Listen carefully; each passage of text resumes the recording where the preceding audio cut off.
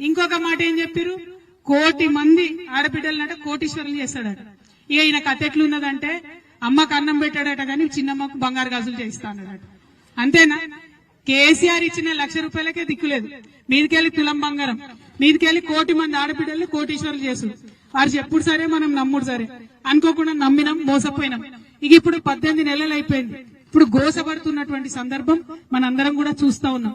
అందుకే మీ అందరినీ కూడా నేను కోరుతా ఉన్నా, మనకు వాళ్ళు చెప్పిన ప్రతి ఒక్క మాట ఇచ్చేంత వరకు కొట్లాడితేనే వస్తుంది.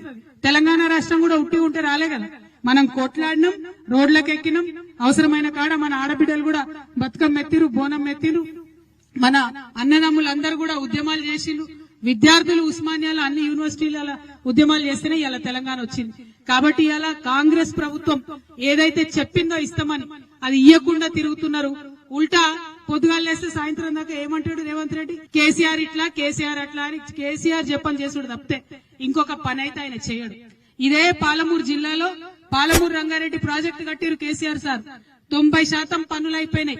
ఇంకొక 10% పనులు చేస్తే మొత్తం పాలమూరు రంగారెడ్డి జిల్లా అంతా కూడా పచ్చబడేటటువంటి అవకాశం ఉంది.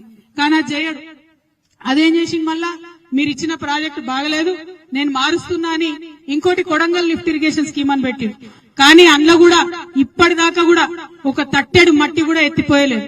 కానీ ఆ కాంట్రాక్టర్లకు మాత్రం 100 కోట్లు అడ్వాన్స్ ఇచ్చినటువంటి పరిస్థితి.